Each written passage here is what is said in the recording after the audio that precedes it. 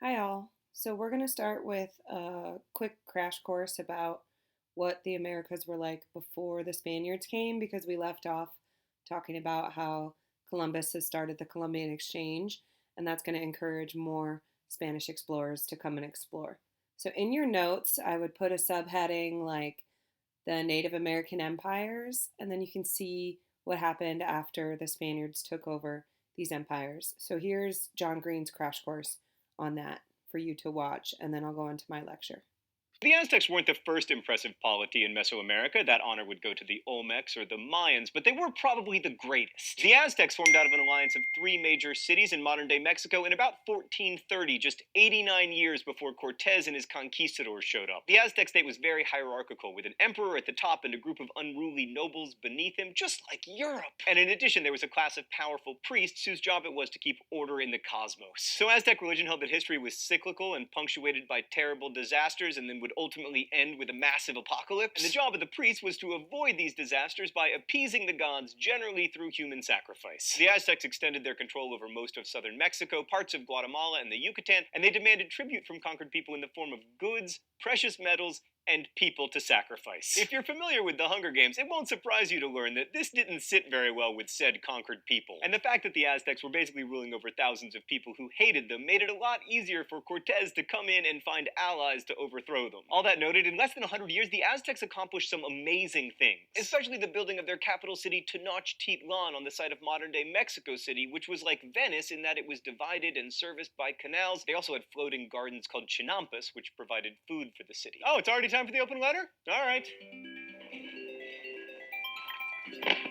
An open letter to human sacrifice. But first, let's see what's in the secret compartment today. Oh, nice! Come on, be a mushroom, be a mushroom, be a. Oh, da! Dear human sacrifice, look, I'm not going to defend you. But if you really believe that the world is going to end if the gods are not appeased, then human sacrifice kind of makes sense. And as evidence for this, let me submit to you that we engage in human sacrifice all the time. Remember the movie The Dirty Dozen? No? Because you're too young? That makes me hate myself. Anyway, it was all about glorious sacrifice, and how sometimes a few have to die in order for many to live. Did you at least see that Meteor movie that Ben Affleck was in? What was that called, Stan? Asteroid. Asteroid. Armageddon. Armageddon. Right, like that. Human sacrifice. Best wishes, John Green. All right, now let's head south to the Inca civilization, which was older than the Aztecs and in some ways even more impressive. Founded in the 13th century, the Inca Empire ruled between 4 and 6 million people by the time the Spanish showed up in 1532. Trade and a very effective administrative structure held the empire together, which was even more impressive when you consider all the roads and temples that were built atop mountains with nothing to haul things up those mountains except for llamas and people. The Inca had no written language, but they were able to keep records with knotted strings called quipus, and they were really good at integrating conquered people into the empire, mandating that people learn the Incan language, and vitally, they ordered every male peasant under Inca control to do unpaid work for the Inca government for a specified period of time each year. This system, which the Inca called mita, allowed them to build all those roads and temples. The Spanish would later adopt this system and the hierarchical system with the emperor at the top, except they would make it all, much suckier. And yes, that is a technical historian term. So the Spanish arrived in Mexico in 1519 and in Peru in 1532, benefiting in both cases from total chaos due to disease. And after conquering the Inca and the Aztecs, they created an empire with two administrative divisions: the Viceroyalty of New Spain, founded in 1521, and the Viceroyalty of Peru, founded in 1542. In some ways, the Aztec and Inca empires were perfect for Spanish conquest. Their administrative structures were similar, there was a similar link between secular and religious power, albeit different religions, all of which made it relatively easy for the Spanish crown to step into the void left by those two great empires and send their own administrators to run the place. While most of the Spanish aristocrats who came over ran large agricultural operations, you don't see a lot of movies called like Indiana Jones and the Search for a Nice Farm in the Countryside. The real glory for conquistadors was gold. Initially, they found some both in the Caribbean and in Mexico, but never enough to get like super rich. Fortunately, or as I will argue, unfortunately, they did find a mountain made of silver. Okay, so that's where I'm going to pick up. We're going to talk about the government that was created in these colonies and then the products that they found from that. So, what we're going to look at here, we're going to start looking at the PowerPoint. We left off looking at the Columbian Exchange. So, if we pick up from where we left off looking at the Spanish coming to invade, I introduced the term conquistador to you. Conquistador was someone who was funded by the Spanish monarch to go over to the New World, conquer the natives, and find riches. And then they were also meant to convert the natives to Catholicism. So they were sponsored by the monarch at the time, and everything they did brought disaster upon the natives, even some disaster upon the or the New World, including like environmental disaster. So the first conquistador was named Hernan Cortez. He was sent out around 1517 to conquer the Aztecs. And the leader of the Aztecs was named Montezuma or Moctezuma. And he was this powerful emperor that controlled this huge empire where people in his empire had to pay tribute to him. And if you remember talking about in China, how the neighboring areas had to pay tribute to China, that's kind of how it was for the Aztecs. And so when Cortez shows up, he already thinks he's superior to the natives. He was kind of shocked to see how powerful the Aztecs were. He starts to form alliances with other native tribes who are sick of paying tribute to the Aztecs. And using those tribes and using gunpowder, he was able to overthrow Montezuma. He killed Montezuma. A lot of Aztecs and even a lot of Spaniards actually died in a war that was fought to control Mexico. And so what they do is they kind of tear down Tenochtitlan, which was the city of the Aztecs, and they build Mexico City on top of it. And then they start to take over that whole region of the Americas. And then in a similar story, Francisco Pizarro was a Spanish explorer who led the conquest of the Incan Empire in South America and Peru. Again, it takes them about 2 years to overthrow this empire because it's so large and so, structured. They couldn't even believe that the Americas had these types of empires. But the leader of the Inca is going to invite them to a dinner to create an alliance. And instead, the Spaniards are going to kidnap him, hold him hostage for gold. And then, even once they get the gold, they're going to kill him anyways, and they're going to overthrow the Incan Empire. Where the Spaniards succeeded, and one of the reasons why they succeeded is these imperial structures already existed in the Americas, and when they took out the leaders, they just put themselves on top. So they didn't have to even build an empire. Empires existed. They just inserted themselves into the head positions once a power vacuum opened up. And that's kind of what the Spanish empires looked like. So here's where the Aztecs were, and here's where the Inca were. So here is an image taking out the leader, Montezuma, of the Aztecs. This is a video that you can watch if you want to, or you could just move forward in the video. It's a funny video. Incredible Incas! We Incas were discovered in South America in the 1500s by Spanish explorers, and it turned out they were after more than just our friendship. Hola! Welcome to Very Rough Guides. It's 1526, and I am Spanish explorer Francisco Pizarro. This is my right-hand man, Pedro. Hola. Today's program is all about visiting Peru. And stealing all of their gold. Pedro, please. Don't talk about stealing the gold, okay? Sorry, boss. Okay. The journey here was very simple. All we had to do was sail 5,000 miles from Spain to Panama, travel overland through the dense jungle, then build a whole new boat and sail down the coast to Peru. It only took us 2.5 years. Easy peasy, squeeze the lemon. And now we are going to meet some local Incas, see how they live, and find out about their magnificent culture. And steal all their gold. Pedro, please, don't mention the stealing the gold, okay? When we met them, the local Incas couldn't have been more welcoming. Children of the sun. Oh, yeah! Hello. Welcome! They thought we were sun gods because of the way the sun reflected off our steel armor. Why not take us sun gods to see all your lovely gold so we can steal it? Pedro, I told you not to mention the gold, okay? What is wrong with you? Do you want to pop in? Follow us.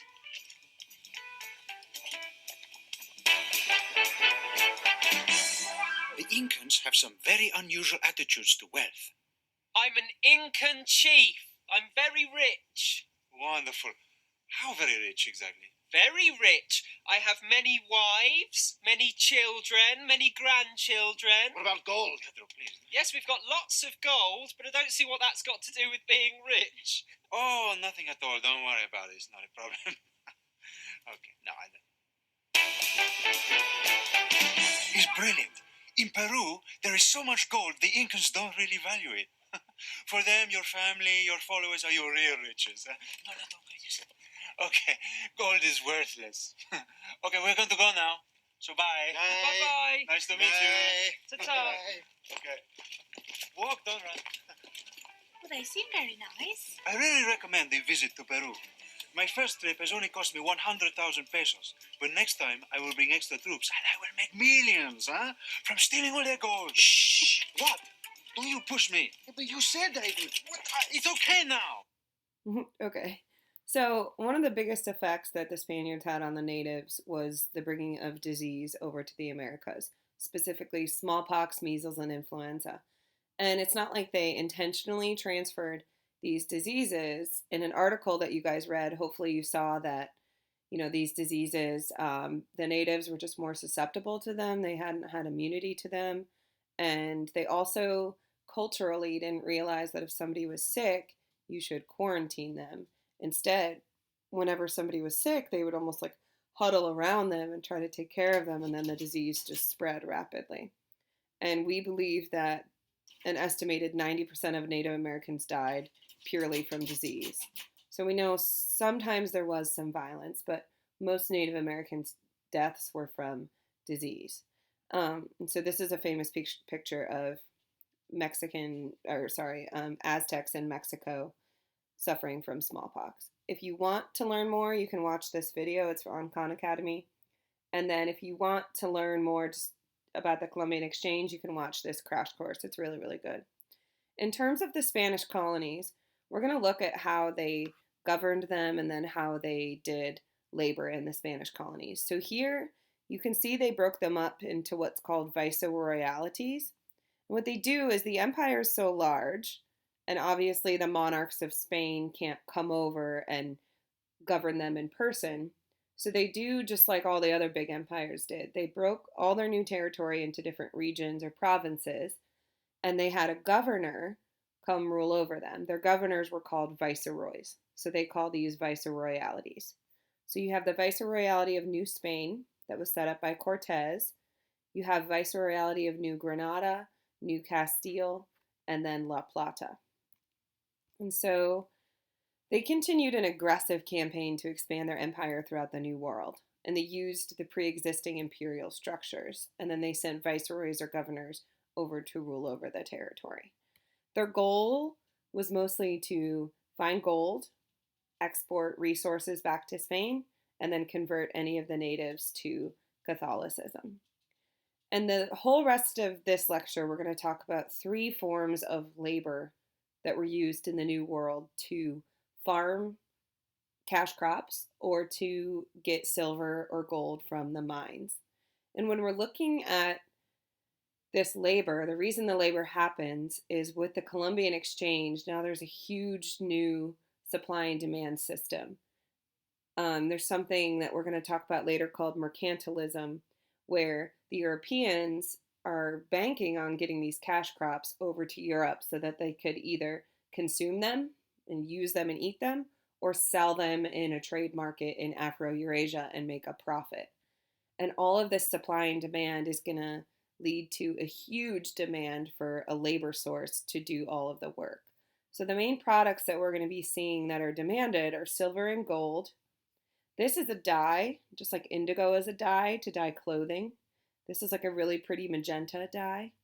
The cacao bean or chocolate, sugar, cotton, tobacco, agave, which is another sweetener kind of like sugar, and then vanilla.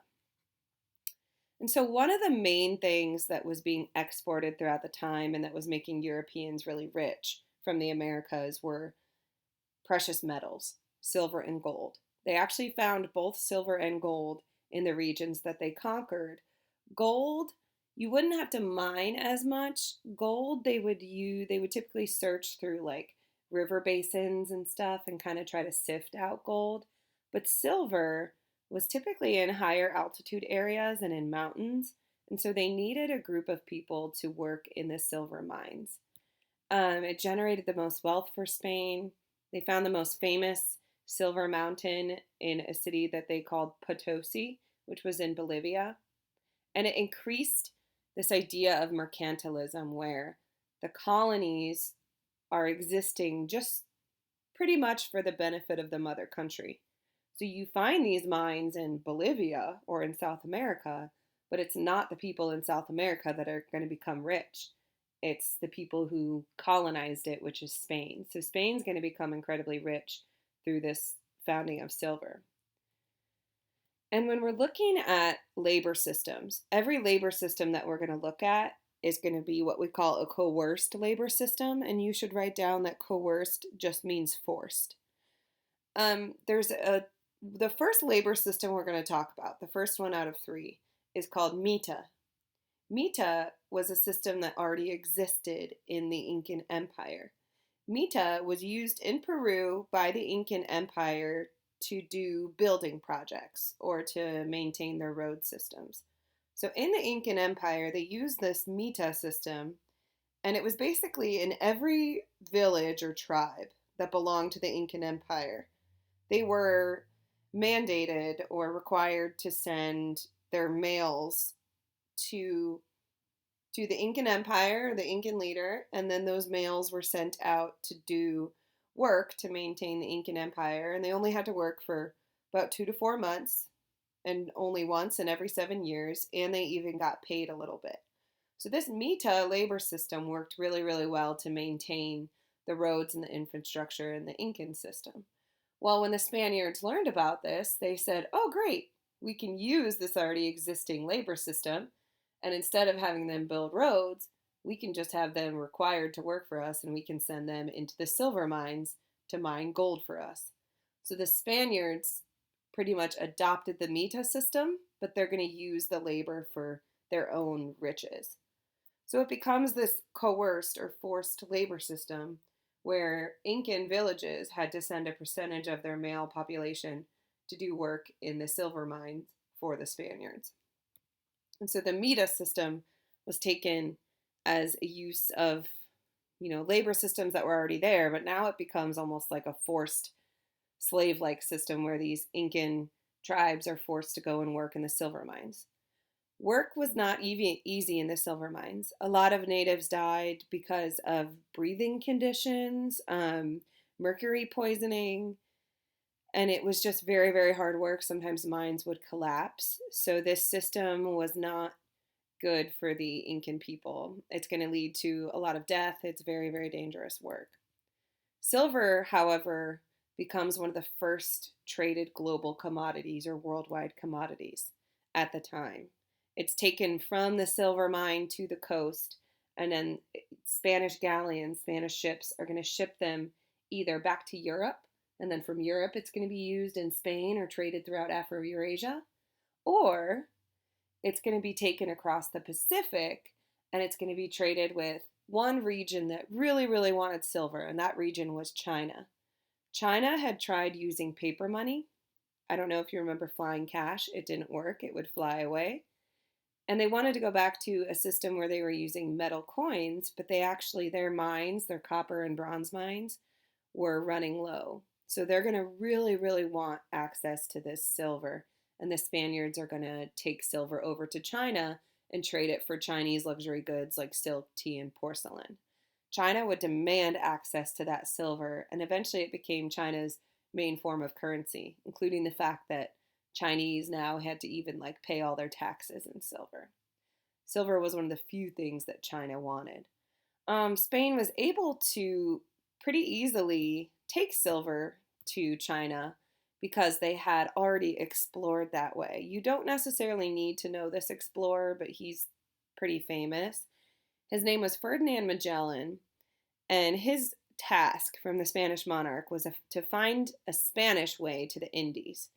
We know that Portugal went around Africa and went into the Indian Ocean and then to the Indies. Magellan tried to go around South America, over the Pacific Ocean, and then make it to the Indies. And his journey his fleet was successful in doing that. They made it all the way home. Unfortunately for Magellan, he landed on a group of islands in the Pacific, and he figured they would treat him just like the Spaniards were treated in the Caribbean, and he was wrong. He got off the boat in the Philippines and started walking towards the people who lived there, and they started throwing spears and shooting with bows and arrows, and they ended up killing Magellan. The rest of his crew, some died, and then some ran back to their ships and quickly left and started sailing around. Spain eventually is going to get back to the Philippines and they're going to conquer the Philippines. And that's really the only area that Spain takes in the Pacific. However, they use that to be like a jumping off point to trade with China and India. Um, so here's the silver trade. You can see silver is going to come from here and then it either goes to China or it goes across to Spain and then throughout Afro-Eurasia.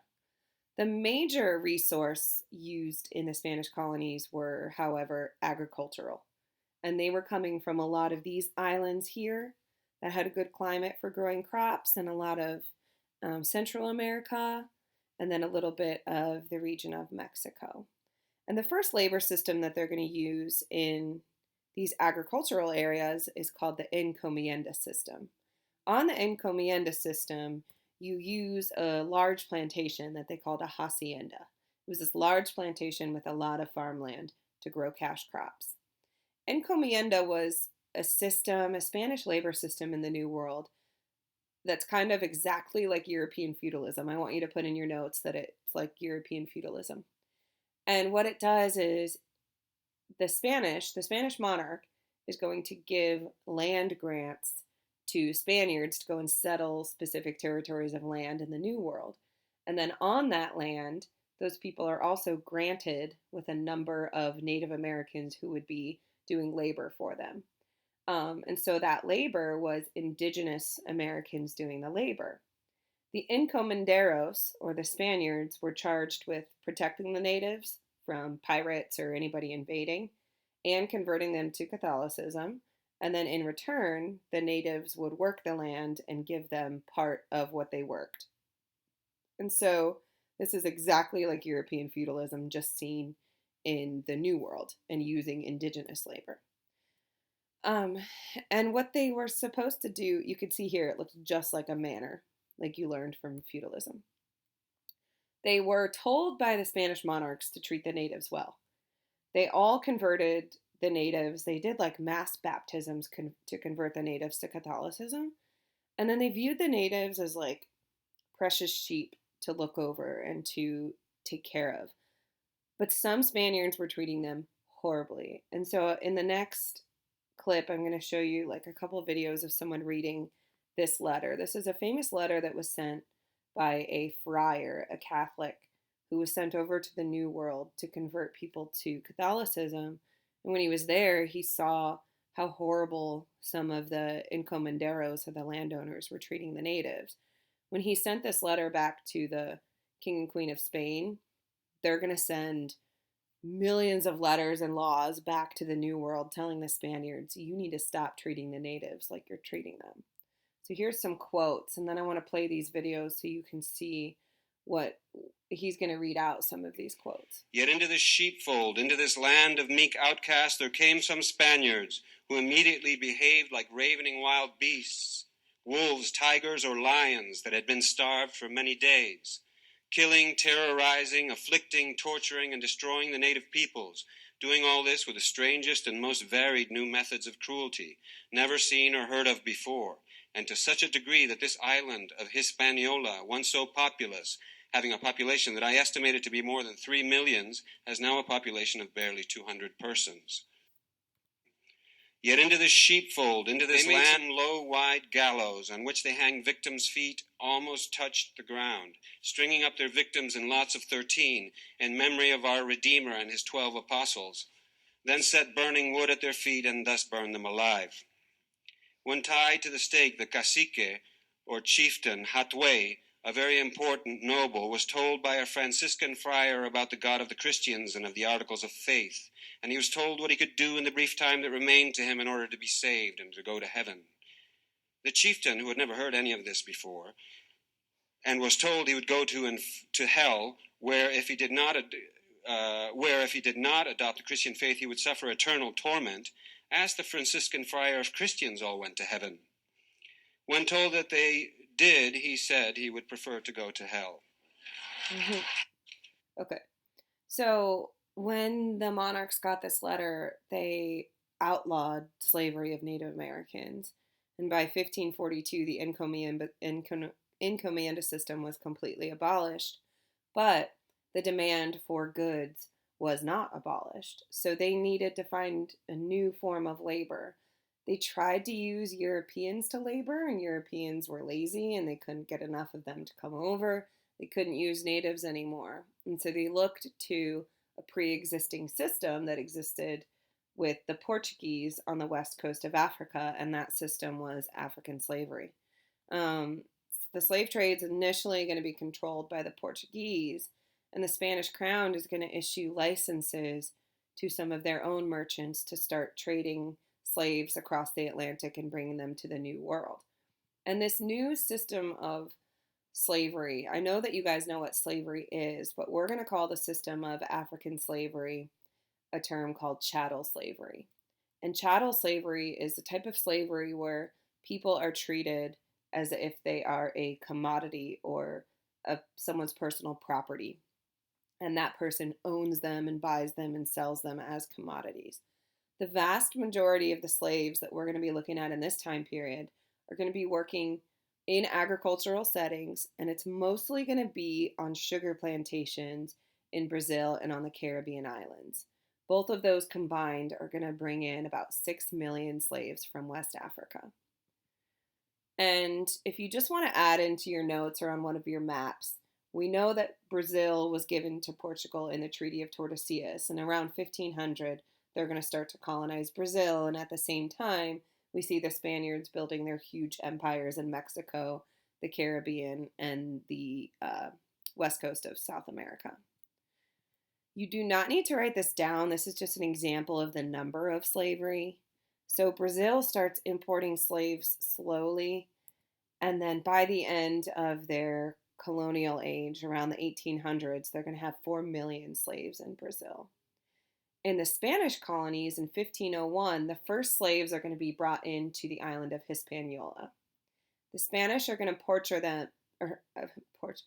purchase them from Portuguese merchants who are going to bring them from West African kingdoms, and they're going to bring them to these new colonies. With the increased dependency on this coerced or forced labor, the slave trade is going to bring about a lot of racial ideologies in Europe, where they start to determine why it's justified to be using this African labor source. And we're going to look at that really in the next time period with some texts about how Europeans felt about this. And the slave labor was not easy. We're going to watch some videos and stuff to look at different forms of slave labor. With this, we see this new trade network called either the transatlantic trade, meaning across the Atlantic, or triangular trade. So you should know it as both names, transatlantic trade and triangular trade. It's this trade network of sea routes connecting Europe, Africa, and the Americas with the exchange of goods, ideas, and people. And you guys have a map where you drew the Columbian exchange trade route. I want you on that map to somehow add in this triangular trade. And here's what happens. In the New World, you have raw materials that are being grown and harvested on farms. Those raw materials are sent to the New World, those raw materials from the New World are sent to Europe. Europe is going to make manufactured goods and trade those manufactured goods for slaves on the West African coast. Slaves are going to be sent across the Atlantic to this New World to work on the agricultural farms that are going to farm the raw materials that are sent to Europe for goods that are traded with African kings for slaves who are then sent over again for the agricultural work. So it becomes this cyclical process that just is never ending. And the worst part of it is this passage across the Atlantic called the Middle Passage. That's the Middle Passage where slaves are transported on ships to go to the New World to farm raw materials. So each leg carried an important piece of the cycle. From Europe to Africa, you have manufactured goods. Kings in Africa are going to want these manufactured goods like guns, and so they're willing to trade people in Africa to go over to the New World. From Africa to the Americas, it's known as the Middle Passage, where we're transporting slaves from Africa to work on agricultural plantations. And then from America to Europe, they're transporting raw materials to be made into manufactured goods. And some of the main things that African kings wanted were guns and rum. So here's the triangular trade system. If you want to use one of these maps, you can use this to help you draw on your trade route map. The impact on Africa.